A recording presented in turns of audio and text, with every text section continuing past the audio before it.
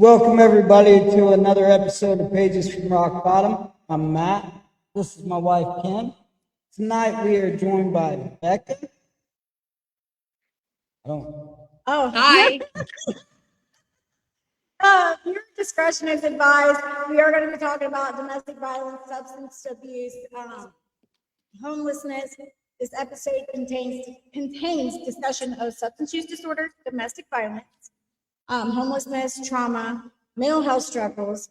Some content may be emotionally triggering for people or difficult for some viewers, so your discretion is advised. If you or someone you love is struggling with addiction or abuse, help is available. You are not alone. So reach out, please. There'll be all kinds of people on here tonight. Just reach out. All kinds. All kinds. Hopefully. We're sorry out there, people. All right. So welcome, Becca, to your episode of Pages from Rock Bottom. So tell us a little bit about yourself, who you are and where you're from. I am from Logan, Ohio. I was born in Sanford, Florida. I lived there till I was 12. So like from the time I was born till I was 12, I lived with my grandparents. My mom was an alcoholic and so was my sperm donor. My mom had left him when I was younger or whatever, and then he was never in my life. Mom got into some things she shouldn't have got into. Grandma and grandpa took custody of me and raised me for most of my life. When I was 12, though, grandma had to file bankruptcy because she supported everybody, really, both her daughters and all of her grandkids. So she filed bankruptcy and moved us back to their hometown, which was Logan, Ohio. That's really when like things started to get different for me. So I want to say like one of my first like addictive tendencies was attention. Because I had never received it as a child really, or like growing up. I was always like bullied and picked on in school. Like my elementary school was mainly black people, colored. I don't know the right thing to say. I was the minority.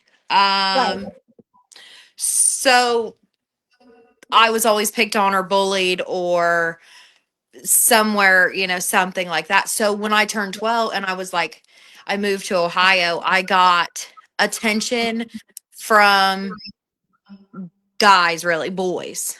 And like, I enjoyed that. That was like the first addictive tendency that like I can actually remember, was the attention. And I seeked attention for a very long time. After that, I'm trying to like think like where it really started. I really started hanging out with the wrong crowd, like right off the rip. Getting into trouble, little things like just causing havoc, really.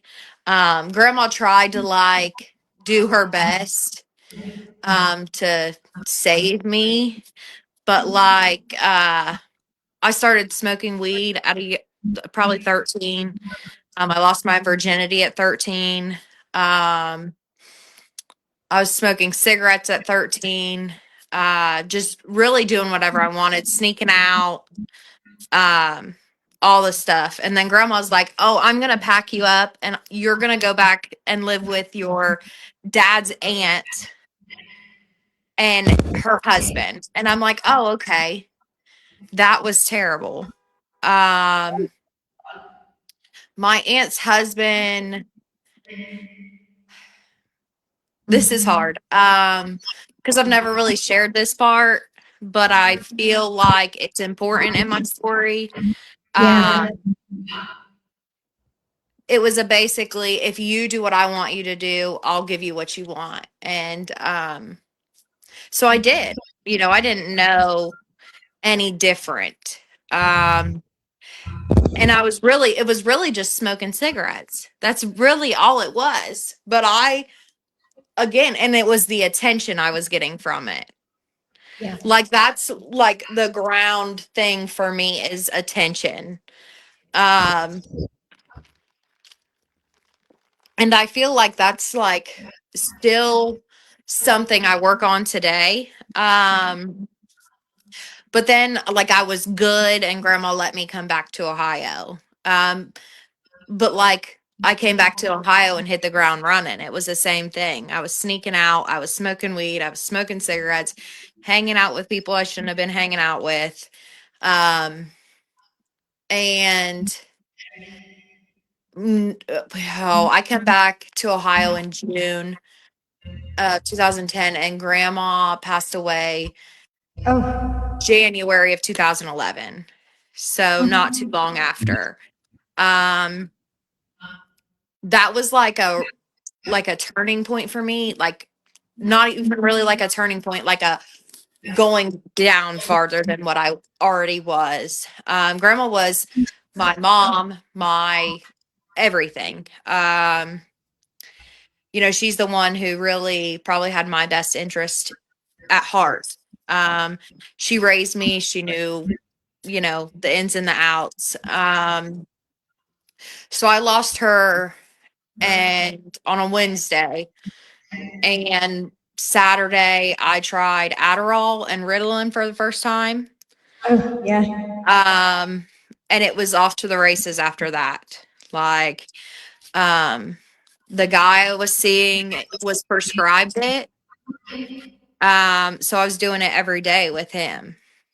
And then it was like, we would dabble into pain pills, like little pain, like Perk Fives or Vike Five, something Yeah. little, nothing extraordinary. Cause we're like in ninth grade or something. I don't remember. Yeah. And then we did that until August, September. I did that. And then like I was starting to be like sick in the mornings, like before school. And then of course the Adderall like stopped working because I wasn't doing enough. Yeah. So I just stopped doing it. But then because I was sick in the mornings, I was like, why am I puking every morning? Well, one of my friends was like, you probably need to take a pregnancy test. And I was like, no, ain't no way I'm pregnant. And they're like, you probably need to take one. And sure enough, I was. And I was scared to death to tell my mom. So I was 15, getting ready to be 16. The dad was 16. He was the one that had the Adderall that I had been seeing. I told my mom over a text message because I was scared. And I don't Safe. know why. Yeah, safest way. Can't yell at me through the phone. Can't Yeah. touch me. Can't reach Yeah. me. Yes. So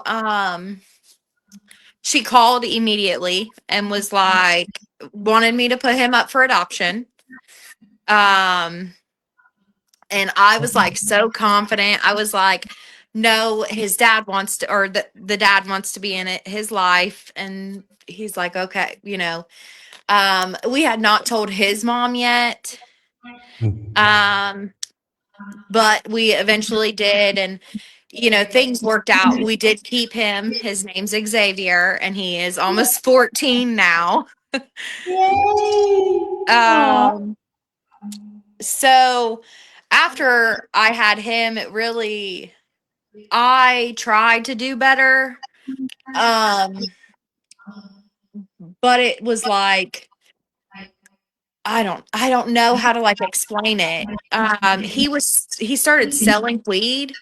Like one of my biggest downfalls was weed. Like, I don't know if it was just because it was like somewhat normalized then even. Yeah. Or what it was, but like that was my biggest downfall. If something's consistent in my entire story, it's weed. Right. So, and I would dabble here and there, but I didn't get addicted to pain pills for probably another 3 or 4 years.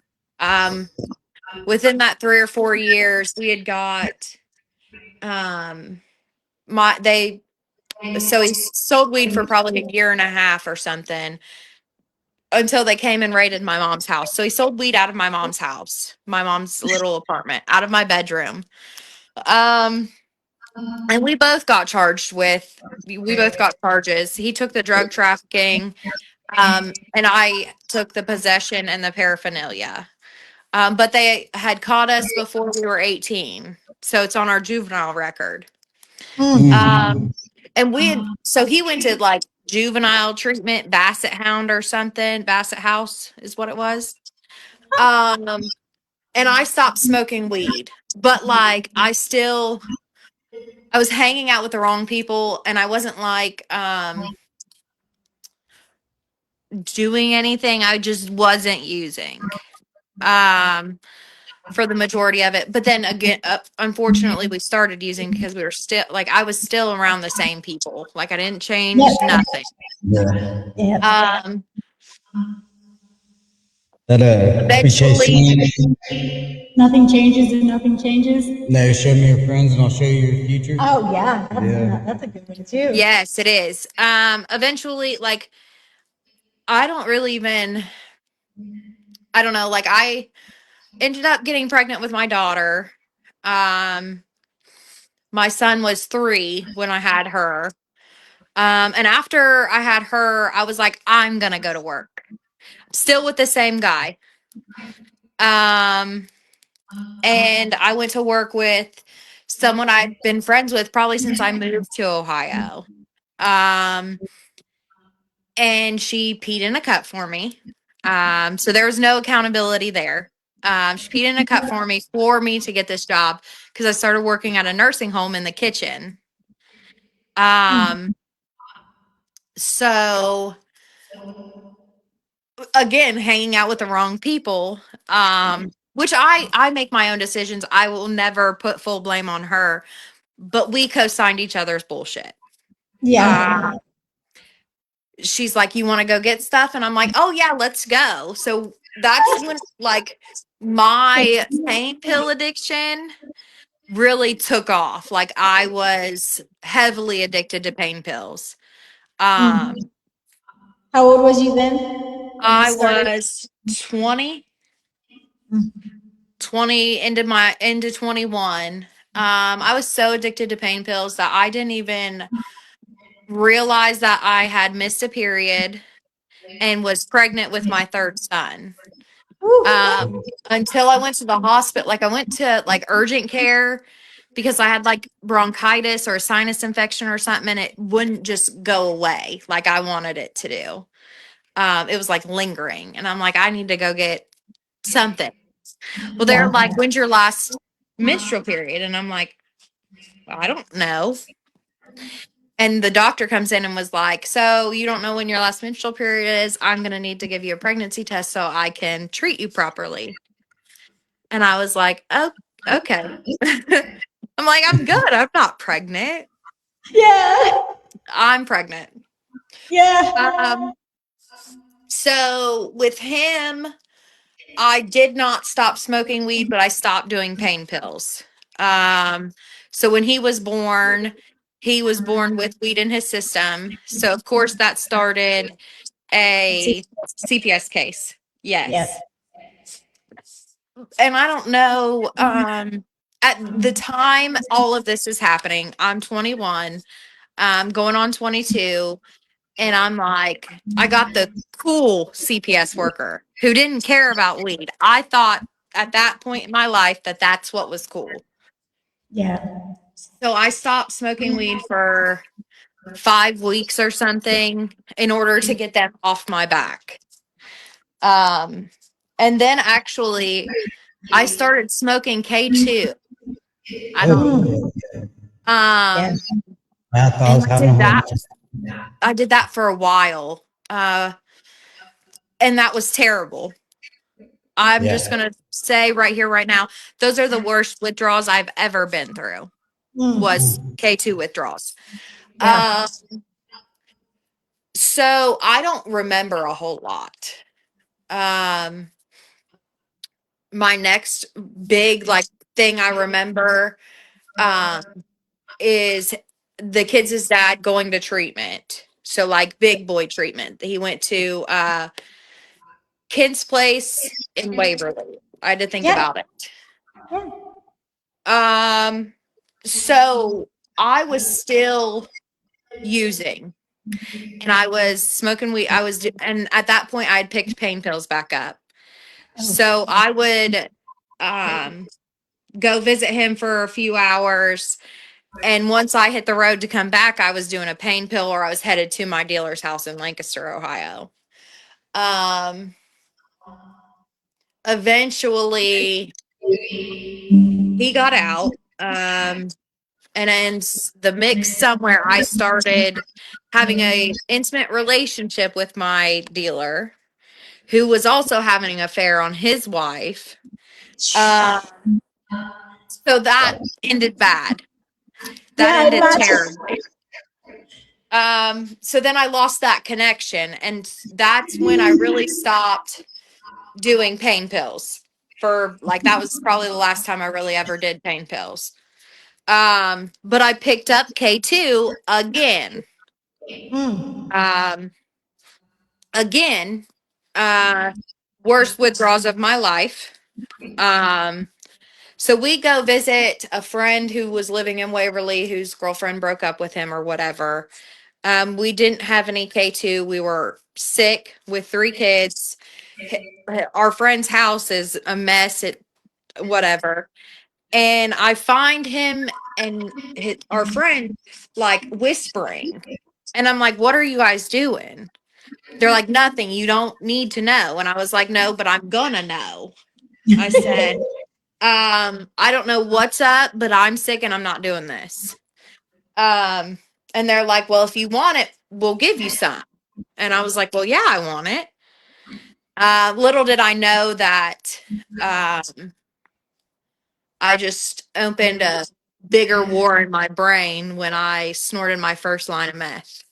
Oh, Um, burn like and it mine. was it was crazy because like I was still working in a nursing home. Like I went from one to another.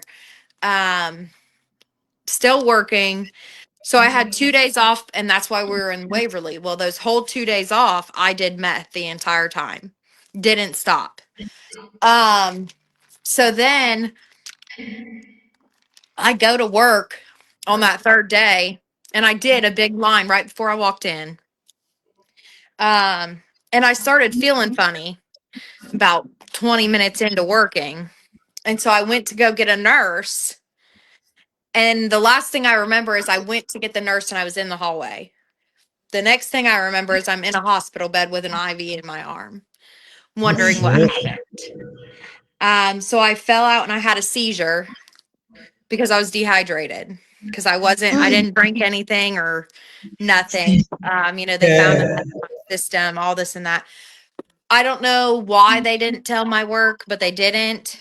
Um, and you would think that that would stop me, but it Yeah. didn't. No. Um, I went on to dabble. I started to dabble in it until the kids' dad picked up on a warrant so we went in to the school.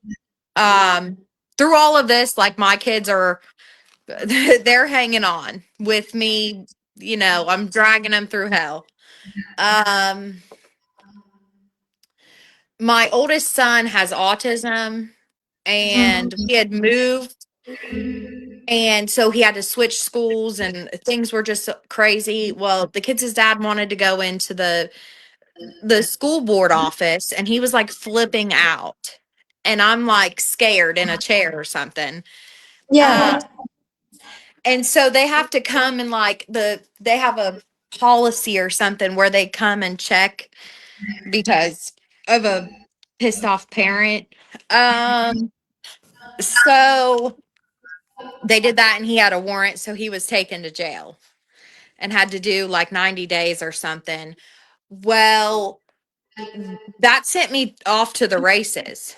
I Yeah. was using every day, doing whatever I wanted to do, leaving the kids with their grandmas. Um at one point so we lived with his mom. At one point I thought it was a good idea to move out and live in my van with the kids. Yeah, that was not it. Um, I didn't stop. I ended up stopping smoking K2 because I was on meth. I didn't want Yeah. that. Like I wanted the meth. Um, so he gets out. We do get back together. We find out some stuff had happened to our children at someone's house. Um, we have a CPS case because of him flipping out. So I call the CPS worker and she's like, take them to children's, they'll be evaluated, all these things. So we did. And on our way back, we're like, he wanted to stop and get K2. And I thought it was a grand idea. And it was not. I hit it one time and I flipped plumb out. I almost wrecked us thinking he was wrecking us. Um, that's the first time he ever hit me. He punched me in the face 4 times with our two of our kids in the back seat. So like I came to and he's like leaving us in this like truck stop and I'm still not like coherent enough, but the kids are crying. I'm like trying, freaking out. My one friend that I was doing pills with, I called her and she's like, "What are you on?" She's crying. And she's like, "I can't do this anymore. Like, I have to walk away." And I'm like, "Oh God, what am I going to do?" Like, I'm Yeah. stuck in I'm stuck. I don't know where I'm at. I don't know what I'm doing. Like, my mind is not correct. Um, he eventually come back. I don't know where he even went. He come back and drove us home. The next day I like had questions or whatever, but I guess I just let it go. I don't know. Um, we had a very toxic relationship before all of this.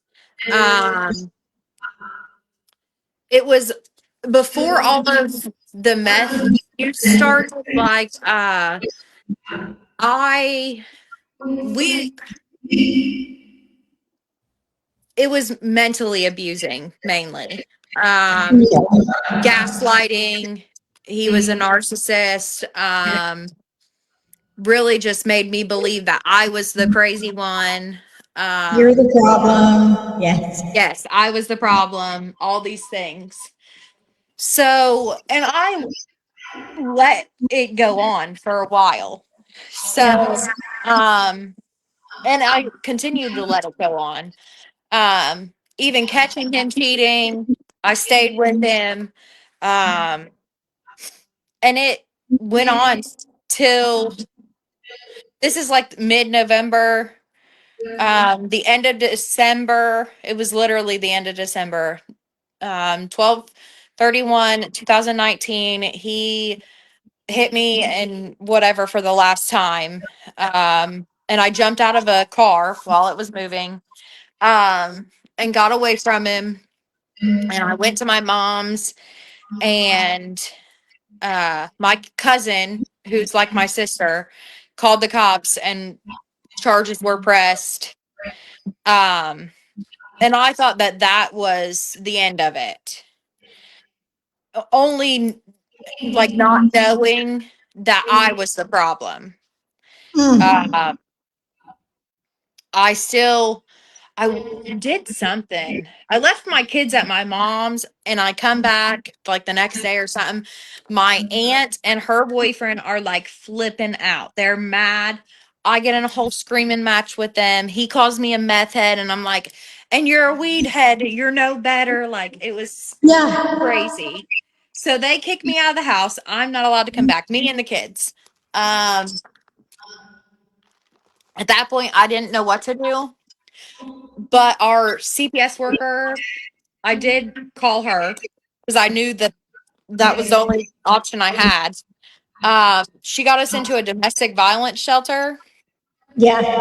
Um, and I remember, like, I was there a few days and I was mad because I had just stopped using because I didn't have a way to use. Um, and one of the girls had come up to me and was like, "Oh, are you in AA or NA?" And I was like, "No, I just want to smoke a blunt right now." Like, I don't know what you're even asking me, but no. So that started like a whole nother door. Because they were using there. Oh, yeah. So we used meth in the domestic violence shelter house. Probably every girl in that house was using. Um, so that was a different ride. And then COVID hit. So it's Oh, 2020, March of 2020. COVID hits. I want my mom to take my kids and I'm going to go to this guy's house. Um, and he's going to give me drugs and I'm going to sleep with him. Um, well, they're not going to let me. They didn't want to let me. And I was like, yeah. well, I'm going anyway because why not? Um, so I did. I still went and I got kicked out. So at that point, like I had literally nowhere to go with the kids. And I'm like, I don't know what to do. Like Yeah. I had no idea what to do. And in my mind, like I was just giving up. And I told a few of what I thought were my like friends at the time that I was going to give up. And they're like, no, don't do that, you know? And I'm like, it's going to happen. Yeah. And so I called the kids' grandmother, which is their dad's mom. And I asked if the kids could come stay out there. And she said yes. And that's when I dropped my kids off and I didn't return for a few days. And then after I returned, I didn't return or didn't call or nothing. Um, she did file for emergency custody because she knew like I was in no way, shape, or form uh in the right mindset or stability to care for them. Um, so I was in like a trap house kind of. Um, I don't know. To me, it was a trap house. I mean, there was several. There was a lot of us living there, um, and eventually that got ruined. I mean,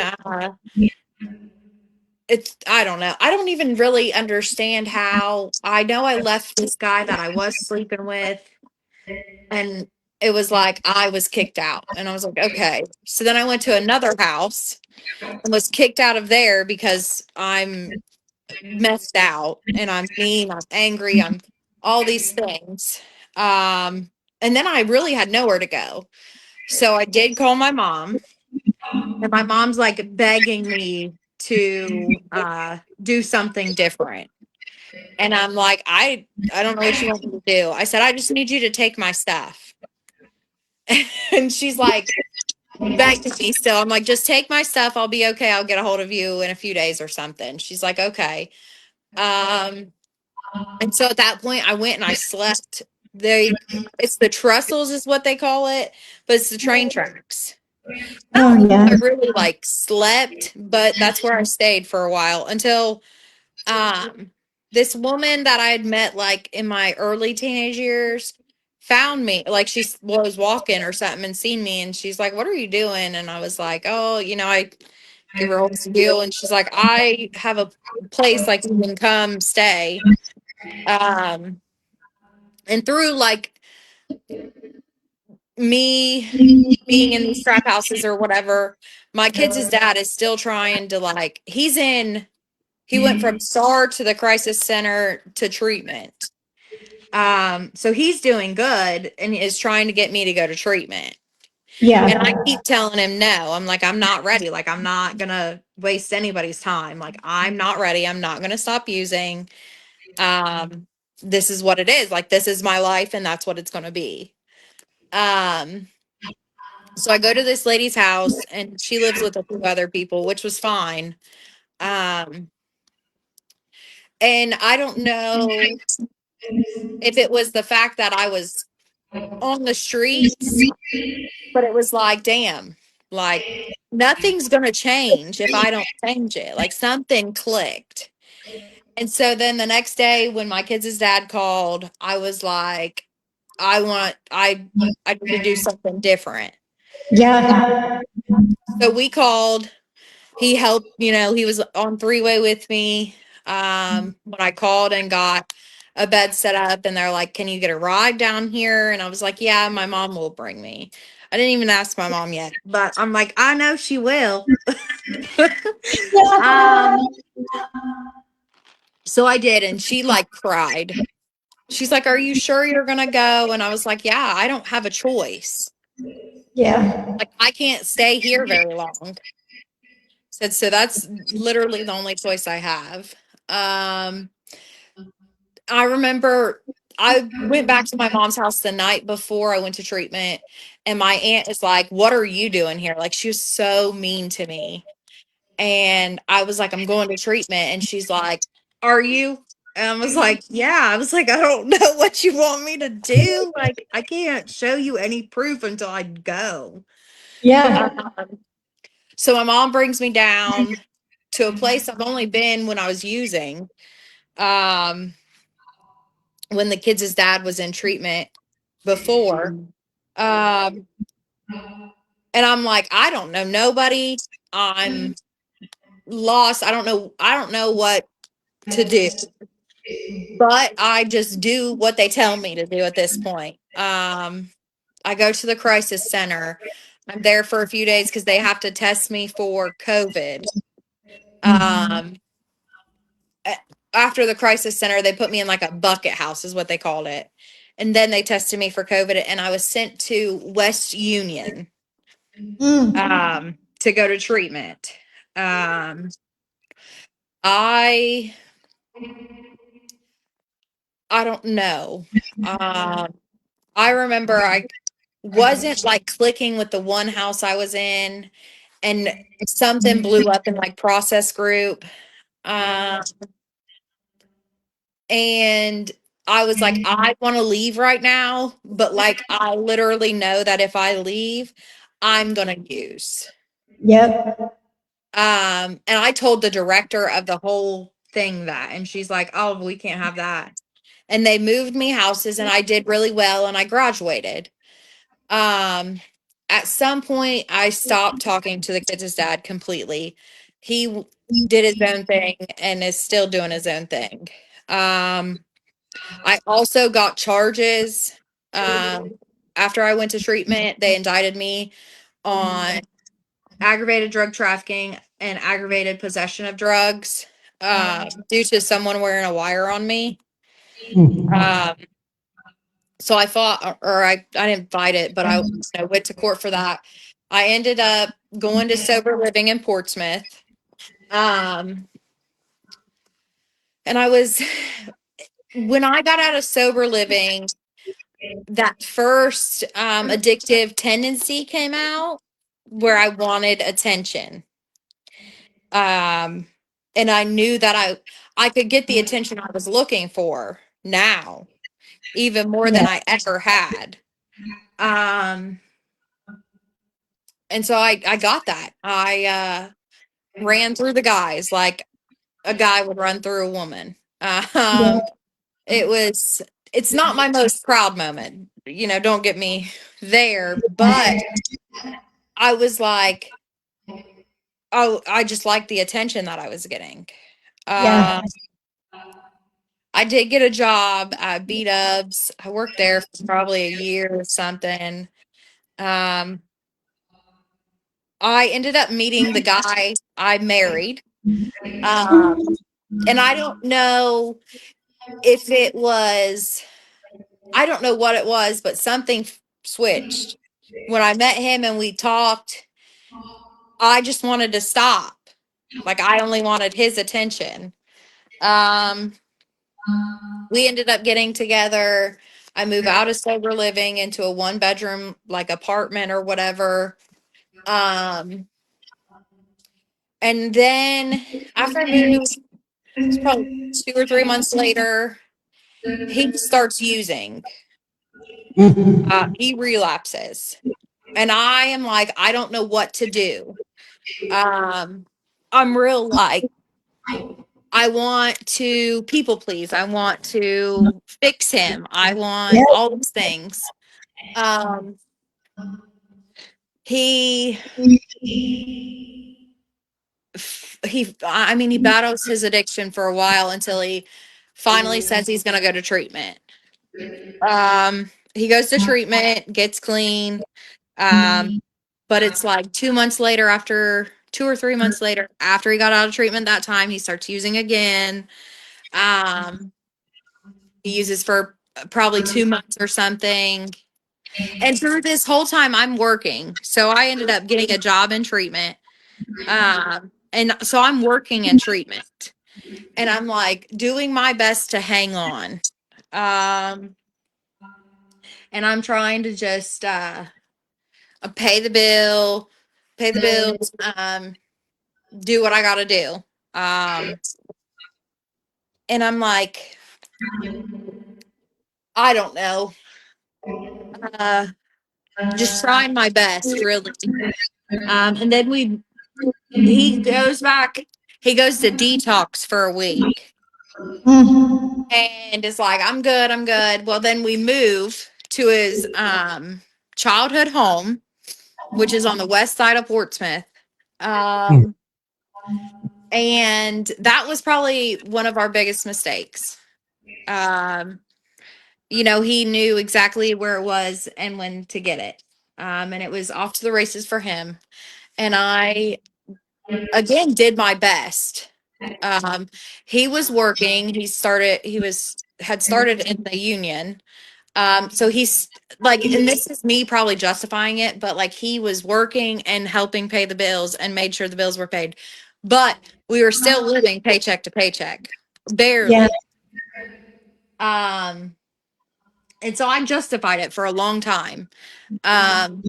Until I got full custody back of my children in 2024, in January of 2024. Full custody back. And I'm like, I'm going to move them down and it's going to work out. It didn't. I moved them in Friday. The Monday before he got fired because he failed a drug screen. Yep. It's every time. So I still moved him in Friday and thought it was going to be okay. It was not. It was off to the races. So my youngest son is on Adderall, because he has ADHD. Yep. And so my brain tells me I can do some and I can put it down. Yeah. And if I'm not taking all of it, then that's okay. Yep. He's still getting some. He's still getting his medicine, so that's okay. So that's what happened. And then I couldn't stop. And someone I had worked with, because I was using it while I was working, I had some blue in my nose because they were blue pills. And she's seen it. And she's not one to not call me out. Called me Yeah. out, and I couldn't not be honest with her. Well, then she's like, you need to tell our boss. And I was like, I don't think I can't do that. Like, I'm going to lose my job and I'm not like, I don't know what to do. So I went and I told him that I drank,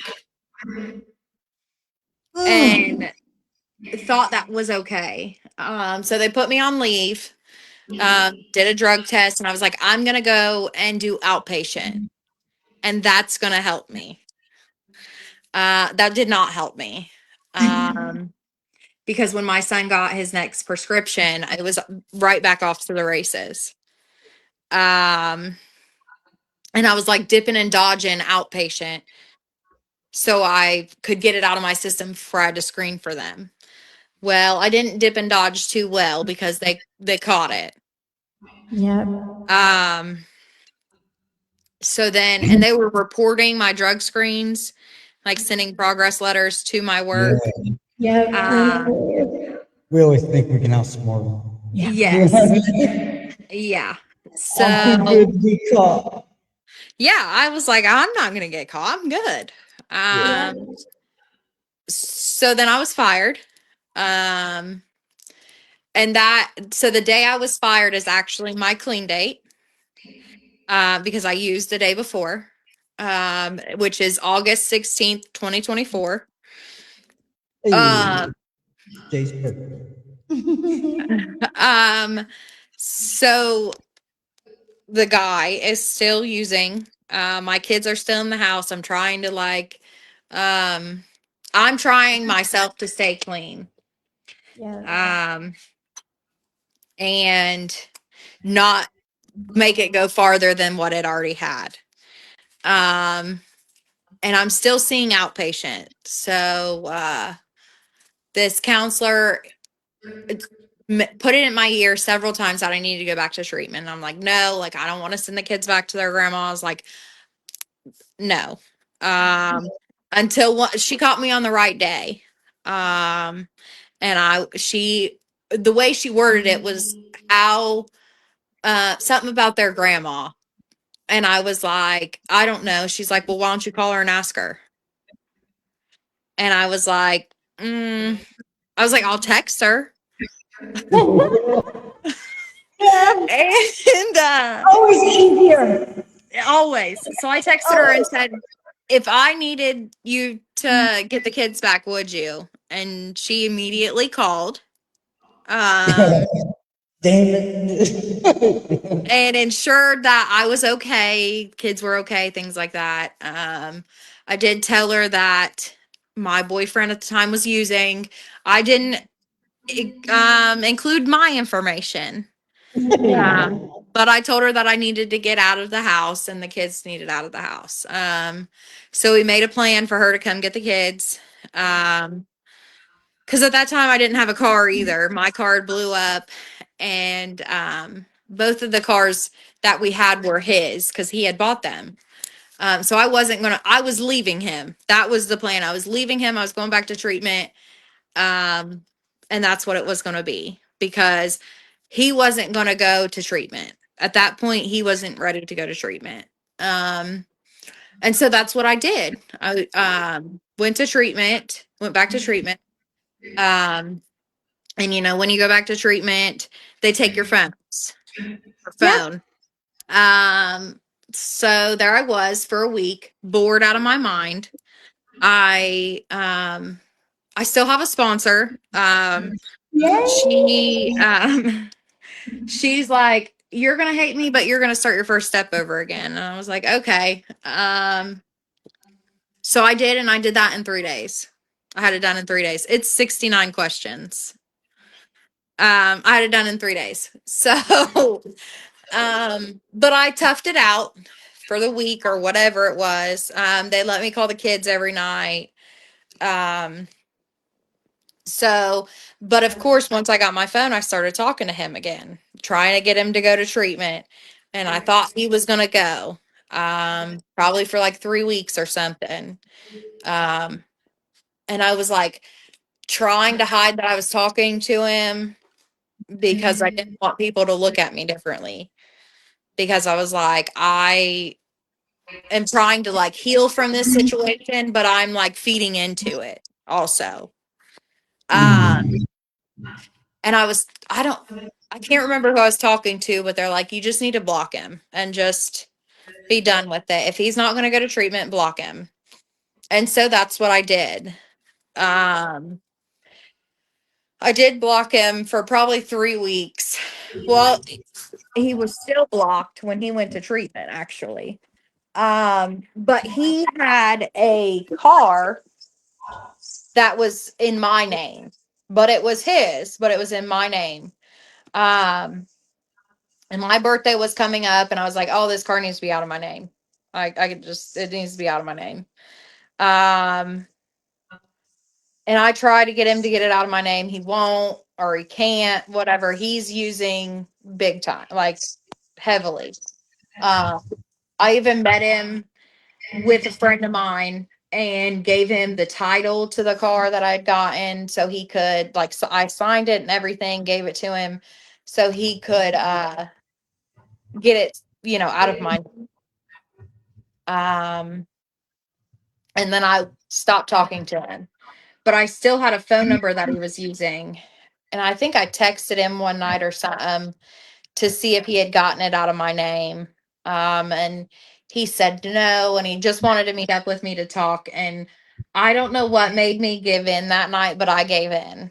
And I was like, something's got to give. Like, Yeah. it's either you go to treatment or I'm done completely. You will never hear from me again. Like, this is it. I remember it was like literally pulling teeth to get Yeah. him to go to treatment. And it was like that last day he knew I was fed up. And if he didn't go that day, like, I was done, and he knew that. And he's like, we got to go, and we got to go now. And I said, okay.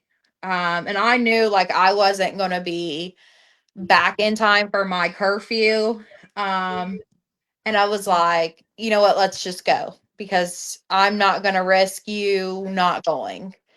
And so he went. I wasn't back for curfew, but it was like, it wasn't a big deal. He's still clean today. Yay! So, he went, we, you know, have had our hard times, of course. I stayed in treatment. I was in transitional at that time. I stayed in treatment till June of last year, and we got a 1-bedroom house, which we're in now. Got cars back, got decent jobs. He's actually right now he's working in Alabama, in the Yes. union. Um, I am working as a peer supporter. I got certified to be a peer supporter. Recently. I think I was certified in December. I got off probation, Yay! successfully completed Yeah. probation.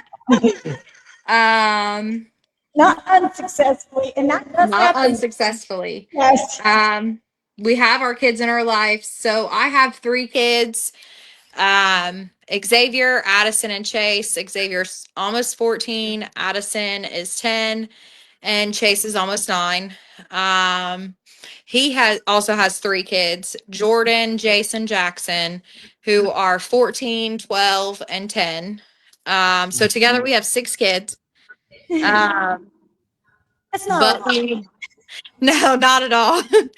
um, I have 6 we, kids just myself. oh gosh, I couldn't imagine. I could not imagine. I'm so sorry. I could not imagine. So we're getting ready to move the Yay! 1st of April. Our landlord had bought in a house, a 3-bedroom, 2-bathroom house that he's remodeling and should be Yay! done by the 1st of April. Yeah.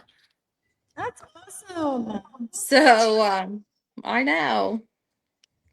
We got married. I forgot about that. We got married in July Ooh, of 25. How long do you have now sober? Almost 2 years. 7. Hold on. She said, hold on. 1 year and 7 months. Oh, awesome. So you guys are getting ready to move into, a bigger house. A bigger house. And the kid's gonna come live with you guys. I hope so. At least mine. So his kids live with their mom. Their mom is doing well for herself. She Yeah. has a husband. They are very well taken care of. Yeah. So they come over whenever he's home. They'll come there. So my kids, for sure, I want to move in with me. Yeah. Yay! I know. Awesome. Yes, Yes. a little bit of helpfulness, right? Oh, yeah. A little bit of inspiration. I've got almost 8 years and still don't have custody back on my children. So, Oh, but I'm in their lives, so I guess good things come to those who wait, right? And they do, and it's crazy because I can get real ahead of myself, mm, um, and like not be patient. yeah, And then I'm like, I got to tell myself to slow down. Things are going to happen the way that they're supposed to happen.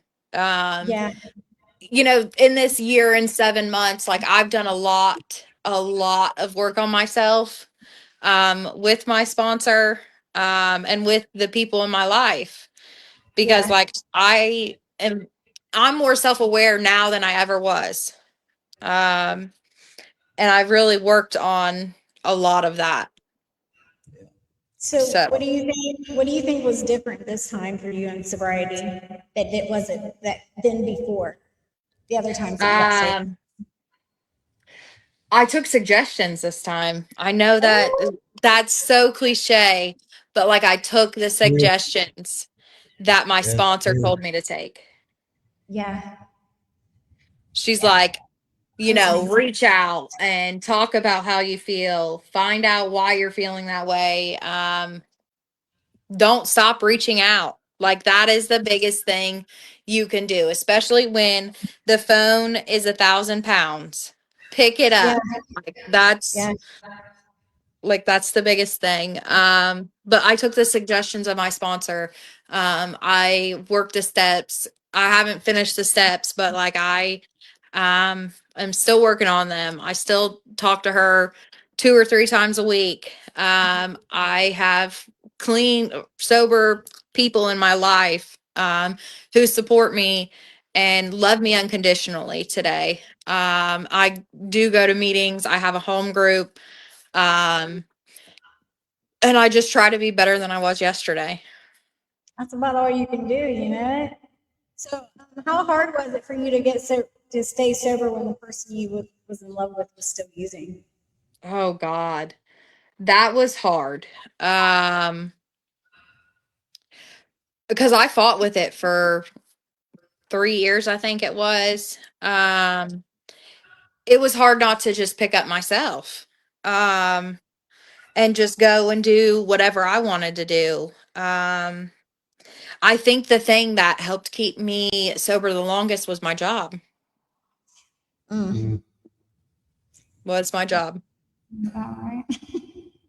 Yeah. So I relate to your story in a lot of ways for the fact that, like, probably one of my very first addictive personalities was also attention, right? Hmm. I needed attention and validation from a lot of people, and I carried that for a long time. And Yep. similar to you, because at least for me personally, me having that behavior, boundaries were non-existent in my life. No, I didn't even know what boundaries were. Me neither. I The didn't know fuck that was that that? was a thing. Mm-mm. You want me to do what? I remember the first time I was like, say what? Yeah, I was like, what is that? What is People a actually do boundary? that? People actually do that Yeah, with other people? Like, that's a real thing? I didn't believe that none of that stuff was real. me Yeah. either. So you talked about being physically abused in front of your children. How Mm. did that change when you saw, how you saw yourself?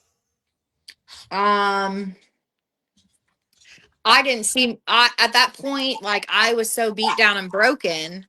from the years of mental and emotional abuse. Physically, it just, put me down in the ground even more. And I didn't see myself as anything worth anything. I'm so sorry. My dog is going crazy. It's okay. I didn't see myself as worth anything. I wasn't worth nothing at that point in Yeah. my life. Same. You lose your self worth. You probably didn't have it to begin with. Like I know I didn't, and Yeah. it's hard to have something or even think about something that you don't ever have. So like, I Yeah, don't know I what didn't know how to self-worth. love myself. No, ever. Like, Mm-mm. and I always found it hard for somebody else to love me too. Like, I don't even love myself, so why would somebody else? Literally. Yeah. Yeah, how could Um, someone else love me if I don't even love myself? Yeah. And that's how you feel. And then you think that everything that's happening to you, you deserve. Yep. You know? So like, and that's what happens when you don't love yourself. So, and Yeah, I it thought that becomes, was my life and that's what it was going to be. yep. And you said you didn't feel like you were worth fixing. Can you explain that part of mindset that looked like for you day to day, feeling like that? Um, so I remember being like in my active addiction and being like, this is what my life is going to be for the rest of my life. Yes. I didn't know how to fix it. I didn't know that there were, and I didn't know what the right step was to do. I didn't know how to fix it, and I definitely didn't think that somebody else would even want to help me fix it. That's it right there. Or why would somebody else want to help me fix it? Like, Yeah. why would Yeah. they waste their time on me? Yeah, because I'm just a waste of space. Yeah. And that's how you feel because that's what you were made to feel. Like, especially with abuse and abusive relationships, like Oh, narcissists. yeah. Definitely, that's how they make you feel. Oh, yeah. I remember there would be times where he would tell me that nobody would want me ever. Yep. Yep. How did that trauma impact your ability to be a mom to your children that you wanted to be? So I'm still working on being the mom that I want to be. Yes. I think that's never I ending. um I want my kids to be with me full time. That's Yes. my biggest thing. Like that's what I want. But I am still able to be there with them. You know, right now my job uh entitles me to work on the one day of the weekend, so it's been a little bit harder the last few months. But I think things are going to start looking up and changing. Um, I do know that like what it wasn't last weekend, it was the weekend before. My oldest had a confrontation with his grandma, ended up leaving and like wanted me to come get him and wanted to talk to me like that. Um, Made me feel good. I didn't go get him just because it's a 2-hour drive. But I did get him settled at my mom's and I was able to talk to him. And I was able to be like the mediator between him and his Yeah. grandma and was Yeah. able to like let him get his fresh like whatever was going on out, like, or what he felt he could talk about. I see a lot of myself in him. He holds things in and doesn't want to talk about it. And I used to be that way. So I don't know, it's still a work in progress. So What would you tell other mothers who feel like they failed their kids? um to be consistent, continue being consistent in their life. I don't miss a day calling my kids, even if it's for 5 minutes. There are times where I call them for 2 minutes. but I still pick up the phone and I call them. They don't Yeah. call me, I call them. And I've done that for years now since they've been there. Um, I don't know. I think just being consistent in their lives, that's what they want and that's what they need. That's very true. That's why It we is. stay consistent. I stay consistent too. You know what I You mean? have to. You do. And, and it means more to them than what we truly know. Hmm. But even those little 2-minute phone calls means the world to them. You know what I mean? It does because you still call and they can say, Yeah. yeah, you called. Yeah. It's better than them not knowing where their mother is. Yeah. Yeah. Or Yeah. not Because hearing there from were her. nights where they didn't know where I was. Yeah. I get like 200 snaps a day. Yeah. He gets like 200 snaps a day. Mine's TikToks. So Yeah, there you go. yeah. When you say defeat, what did that moment look like for you when you felt defeated? Oh gosh, I was there's been a few times in my life where I was defeated. The first time was when I didn't have anyone and nowhere to go. Yeah, Um I was carrying a book bag of what I could. That would be one time. And someone felt sorry for me and let me go to where they were living, you know. That was the yeah, first time. Um And then the second would be sending my kids back to their grandmas. Like that was like, man, failed again. yes, Uh yeah, so I don't know. I try to use it as motivation today though. I know for me personally, like it was a crucial moment in my recovery, and I feel like it was for you. How did you learn to have self worth and self love? Um I want to say that the steps 12-step program helped me with that. Um and reaching out to a sponsor who uh didn't have any attachment. Like she wasn't getting paid to talk to me. She wasn't forced to talk to me.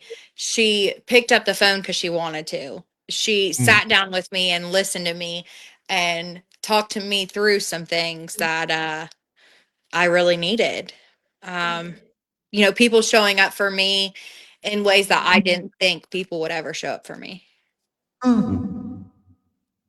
So, do you think that surrender was the beginning of your strength? Yeah. Yeah, I had to surrender. I had to surrender the drugs and a lifestyle. Shoo, there you said it, girl. And the lifestyle.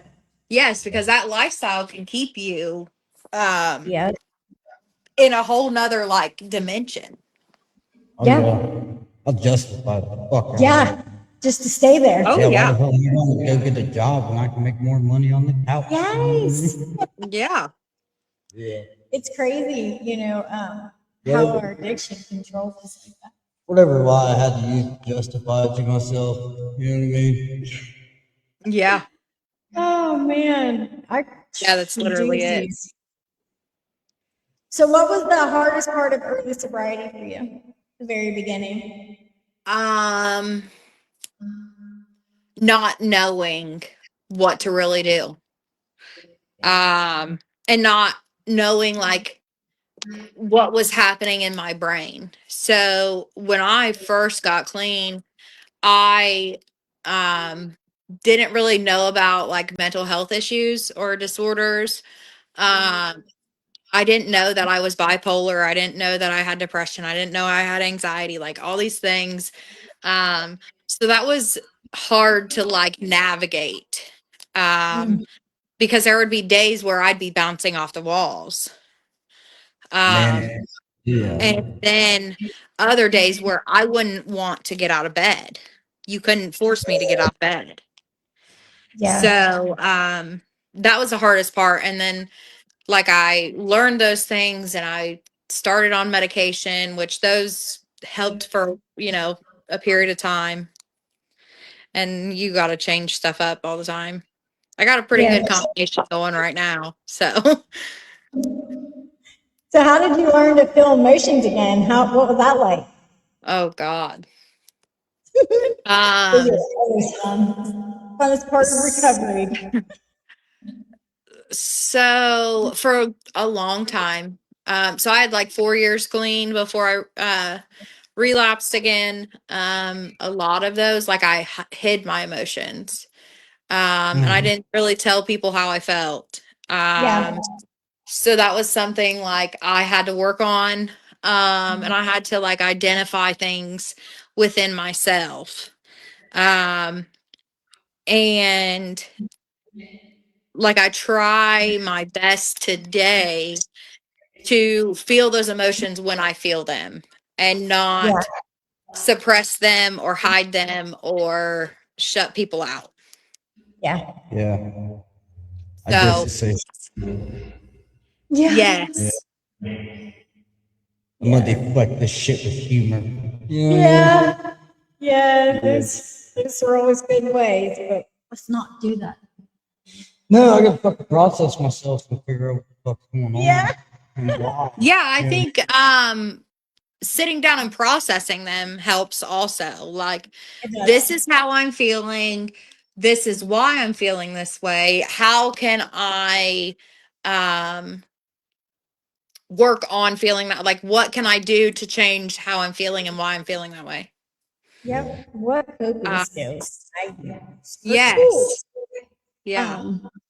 that you can use. Yes. Are you saying me? Yeah, I usually.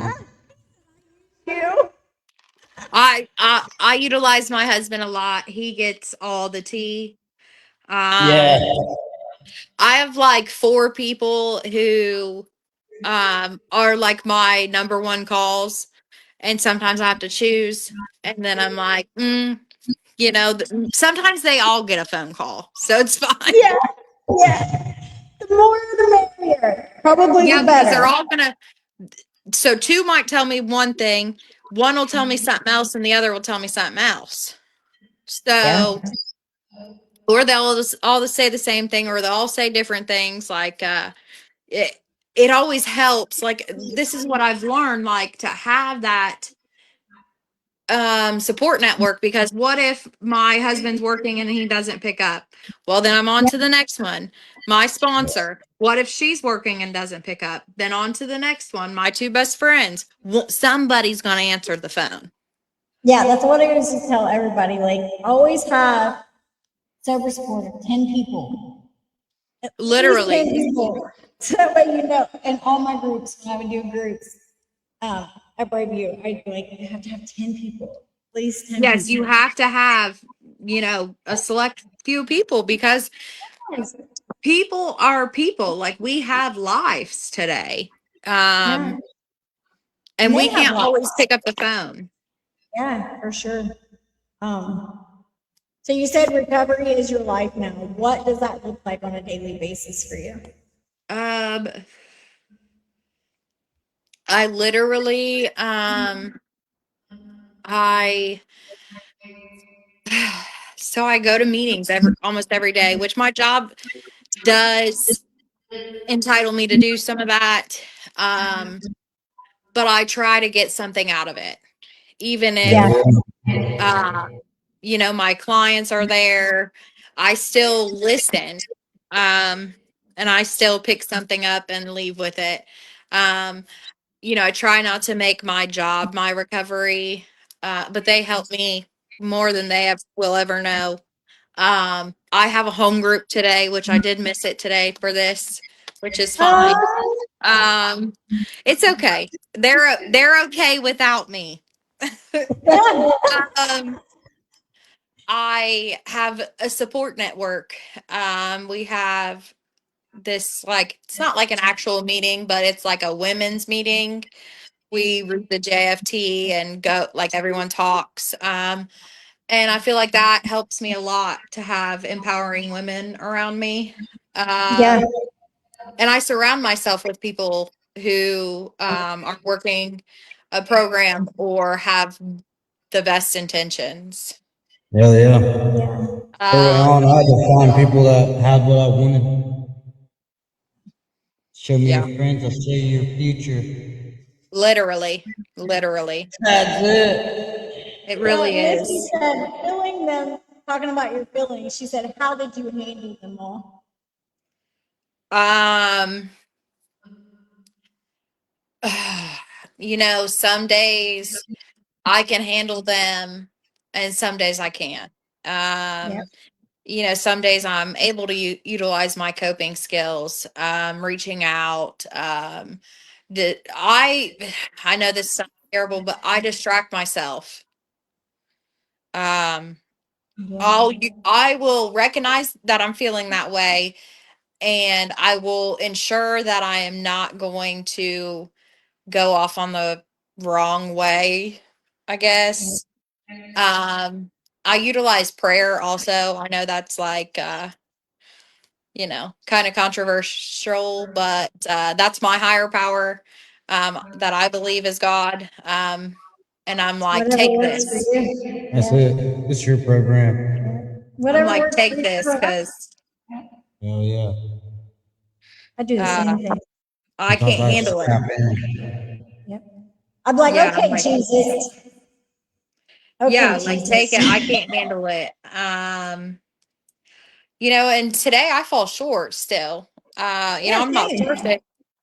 I'm not perfect. I'm not here to tell anyone they're perfect. And I still fall short and I let my emotions and my reactions get the best of me. But I also try to recognize those things and be like, this is what I can do differently next time. Uh, Yep.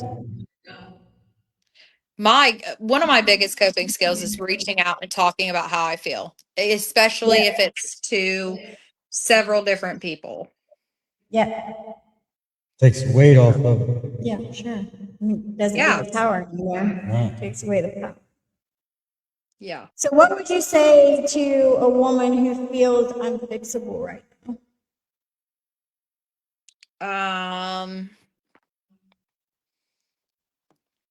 Gosh, that's hard. I would probably share some of my experiences and, share that I once felt that way, and that as long as you know, work on yourself. I Yeah. mean, that's the biggest thing is working on yourself. Absolutely. Absolutely. Like I remember getting into recovery the first, you know what I mean? And this last time, and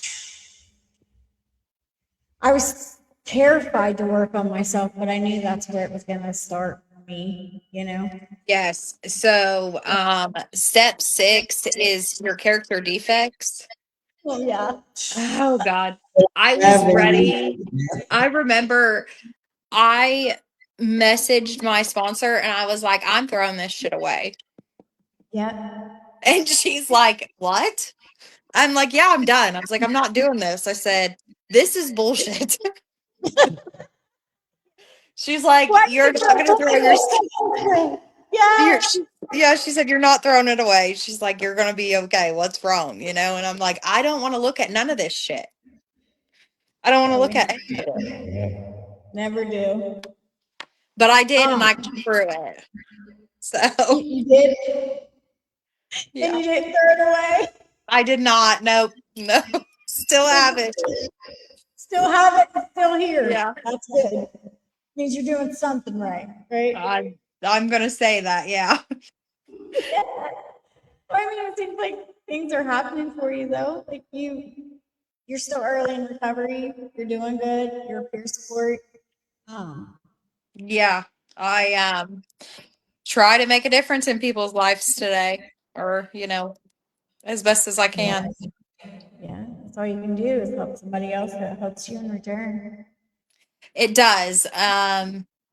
Sometimes I feel like I'm not doing enough. Mhm. And then I do this amazing thing where I add things to my plate And then I'm like, why did I do that to myself? Because I've got all these other things going on and I'm going to try and do that. And it's like, what am I doing? So then I'm taking things off my plate. I'm trying to like balance things um and then I'll have one of my clients say something simple to me like thanks for that or something and I'll be almost in tears Yeah. because it's like, man, I really do, do something.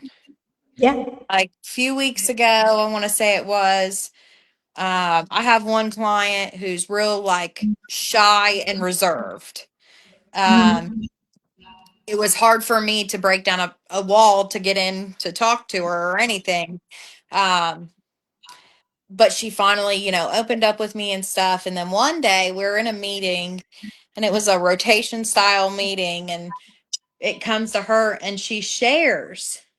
What? And I'm like like I'm almost full blown crying.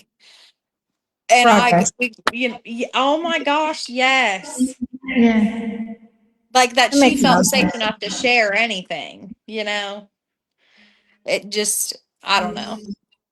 She was being vulnerable. Yeah. Yes. Yeah, sure. Um, and There's that one. I have amazing women in my life that have shown me the way um, Mhm. and show me that things are possible. That's So I awesome. just hope I can be that person for someone else. You can be. You probably already are. You just don't realize it yet. I probably am. And Yeah. Or I yeah, don't want to give myself that credit. yeah.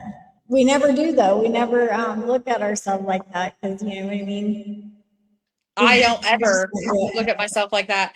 Um, and I'm my own worst critic. I'll be harder on myself than Oh anyone can yeah. ever be on me. Um, and I remember like my sponsor worked so hard with me on that, like to get me out of that mindset of just downing myself and Yeah. like being mean to myself. So I got to give her some props because she's the one who was like, stop doing that. Yeah. I remember one time we were working a step and I called myself a fuck up. And she's like, Ooh. you are not like she went mom on me. She straight mommed me and I was like, okay, I won't say that ever. And I've never said it since then. Yeah. I So once was a shit truck too. It's fine. I Oh gotta yeah. give that woman some credit because she be Yeah. put, ma'am, what are you doing? All right. Come One here. more. If you could talk to your past self, what would you say? Oh gosh. Um there's a lot I could say. But I would say it gets better. Mm. So, what does freedom mean to you today? Oh, I have different types of freedom today. Mm. Um, I don't have to one, I don't have to report to a probation officer. I Yep. don't have to report to anyone. I don't have to tell anyone about my life or watch over my back. Yep. Uh, I don't have to worry about going out of state or going on vacation or anything without, getting in trouble or anything. Um, Yeah. I don't have to worry about having something to keep me well. Yeah. You get to So be present in your own life now, right? literally, Yeah. That's and I freedom. get to give myself grace. Woo, there you go. Give yourself some grace. That's my sponsor telling me that. Well, sponsor. I Oh, can hear her saying it. Like when I think of it, I can hear her telling me that. yeah. That's awesome. Well, we appreciate you. Your story was amazing. You did amazing. You made Thank you Nervous. guys. nervous for nothing. Nervous. And thanks for Mm, trusting us here at Pages from Rock Bottom to share your story with. across the platforms and the people all over Facebook, you know, and to be on YouTube. Let me just say, trusting us to share it with the world. Because that's Okay. you did that. Because we upload every one of our episodes up to YouTube, so anybody can go watch it. It's available. At any time. I don't know. Oh gosh. So, but your episode will be uploaded, and we also have a merch store called Echoes of Recovery that we will make a shirt in honor of your episode tonight. So be on the lookout for that. But you were Okay. nervous for no reason. You did absolutely None. amazing. You keep doing you and keep doing amazing, and just don't give up. You know what I mean? Because we're living proof that 5 years is possible, 6 years is possible, 7 years is possible, almost 8 years is possible. So just don't give For up on sure. yourself and keep being present for yourself. It continues to get better. It does. It does. Well, thank you guys for having me. I appreciate it. You're welcome. And everybody, join us Wednesday with Miss Brooke Keaton. She will be on Wednesday, and it's my mother's birthday. Rest her soul in heaven. Happy heavenly birthday, Mother. So join us Wednesday. If you missed the episode, go watch it on YouTube because I'm going to upload it here in just a few minutes, and then go check out the merch store. Oh, what's your favorite color? Pink. Dang. Pink. We're Okay. talking like a hot pink. What kind of Yeah. pink? Like a safety pink. Yeah, hot pink. Okay. Brighter the better. We got you. Let it shine. All right, girl. We appreciate you. Thank you. You did amazing. Thank you guys. And thank you. Okay, guys. Okay, bye. Bye. All right, guys. Join us Wednesday with Miss Brooke Keaton, and we'll see everybody. Okay, bye.